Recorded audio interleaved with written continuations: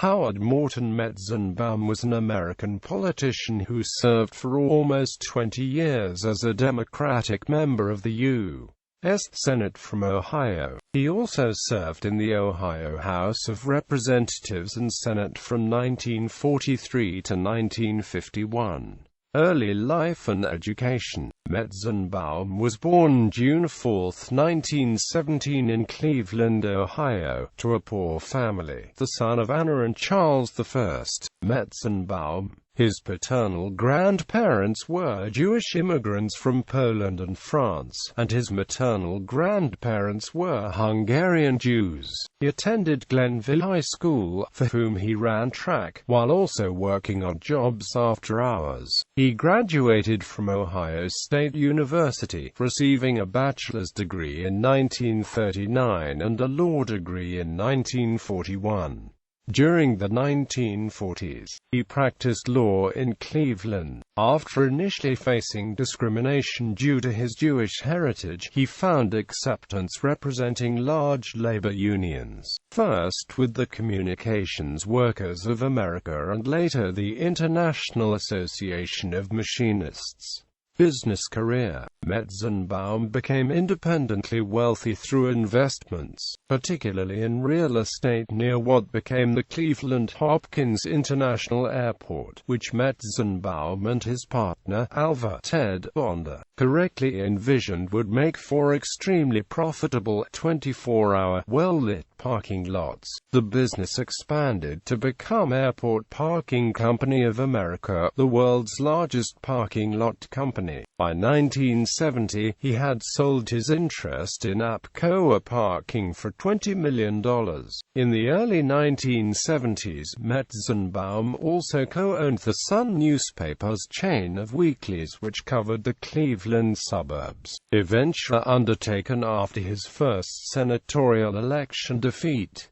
Political career. Ohio legislature. Metzenbaum served in the Ohio House of Representatives from 1943 to 1947.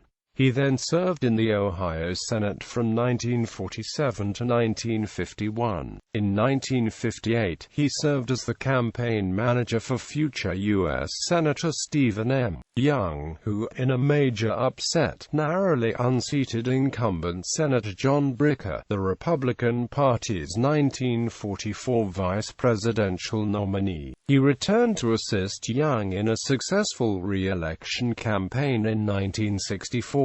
U.S. Senate in 1970, Metzenbaum ran for the Senate seat vacated by Young, who chose not to run for a third term. He narrowly beat astronaut John Glenn in the Democratic primary by 51% to 49% margin, but narrowly lost to Robert Taft, Jr. in the general election. In 1974, when Senator William B. Saxby resigned from his seat to accept the nomination as U.S. Attorney General, Governor Jack Gilligan appointed Metzenbaum to serve the remainder of Saxby's term. Metzenbaum ran for election to the seat, but in a bitter Democratic primary, Metzenbaum lost to Glenn, who subsequently won the general election by a landslide. In the primary, Metzenbaum contrasted his strong business background with Glenn's military and astronaut credentials, saying his opponent had never worked for a living.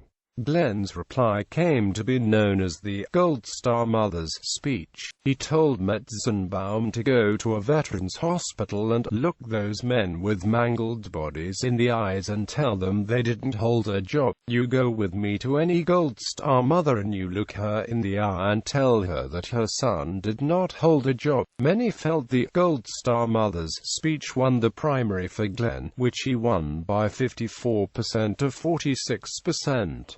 In 1976, Metzenbaum sought a rematch against Taft. The race was close again, but this time he won, riding on Jimmy Carter's coattails. Taft resigned the seat a few days before his term ended, allowing Metzenbaum to be sworn in a few days early and hence have a small edge in seniority over other senators newly elected in 1976. He was re-elected in 1982, comfortably defeating Republican State Senator Paul Pfeiffer. The same year, Metzenbaum's cousin, Harriet Woods, ran against Metzenbaum's Republican colleague, John Danforth, for Danforth's U.S. Senate seat in Missouri. Danforth was re-elected, defeating Woods by a margin of less than 2%. In 1981, Metzenbaum was insulted on the floor of the Senate when Senator Ernest Hollings of South Carolina called him the "senator from Beni Bereath." Some interpreted this as a slur on Metzenbaum's Jewish faith. Hollings later apologized to Metzenbaum and the remarks were stricken from the record. In the late 1970s and early 1980s, Glenn and Metzenbaum had strained relations. There was a thaw in 1983 when Metzenbaum endorsed Glenn for president. In 1988, Metzenbaum was opposed by Cleveland Mayor George Voinovich. Voinovich accused Metzenbaum of being soft on child pornography. Voinovich's charges were criticized by many, including Glenn, Metzenbaum's old-time rival in the Democratic Party and then Senate colleague, who recorded a statement for television refuting Voinovich's charges. Metzenbaum won the election by 57% to 43%, even as George H. W. Bush won Ohio's electoral votes by 11%. 10 years later, Voinovich would go on to win election to John Glenn's U.S. Senate seat after Glenn's retirement. Issues. Metzenbaum did not run for re-election in 1994.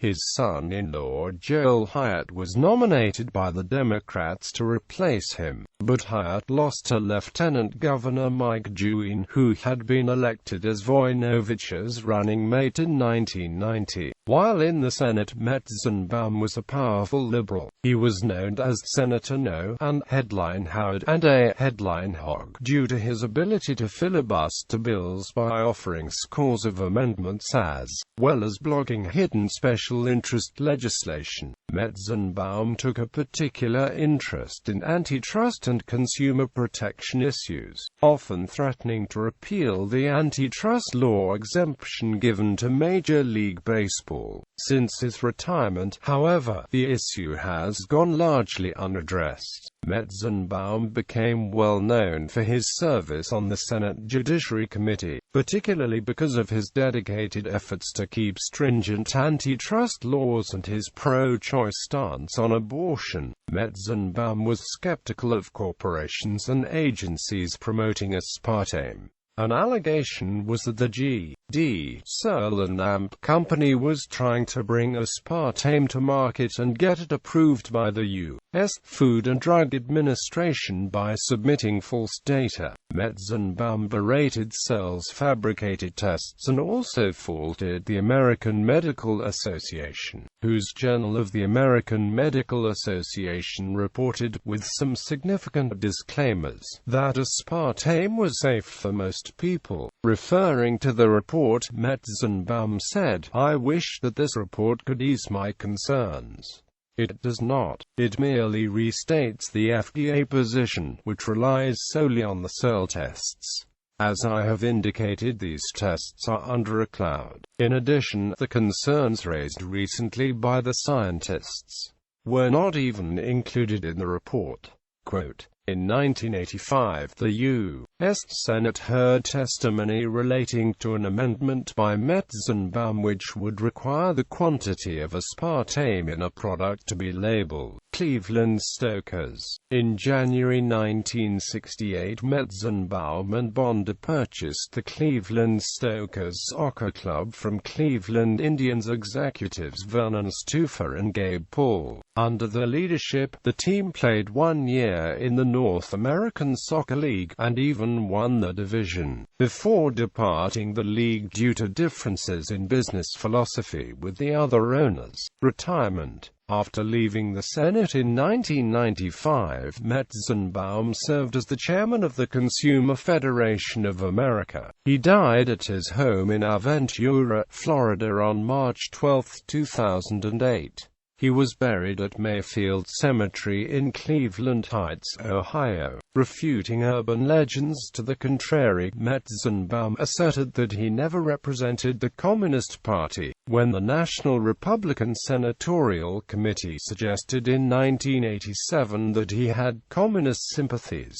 Chairman Rudy Boschwitz apologized for the insulting smear. Metzenbaum's cousin, James Metzenbaum, was an Ohio attorney who wrote a text on zoning law and once ran for a seat on the Ohio Supreme Court. Legacy: Metzenbaum was behind several pieces of enacted legislation during his senatorial career. These laws included the Worker Adjustment and Retraining Notification Act, which required warning periods for large factory closures, the Brady Law, which established a waiting period for handgun purchases, and the Howard M. Metzenbaum Multi-Ethnic Placement Act of 1994, which prohibits federally subsidized adoption agencies from delaying or denying child placement on grounds of race or ethnicity. On May 27, 1998, the old Federal Building and Post Office in downtown Cleveland was renamed the Howard M. Metzenbaum United States Courthouse in his honor.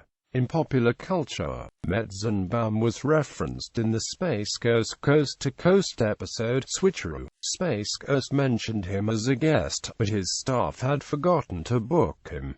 Metzenbaum had a cameo in the 1993 film Dave. He was also referenced in numerous Cleveland area advertisements.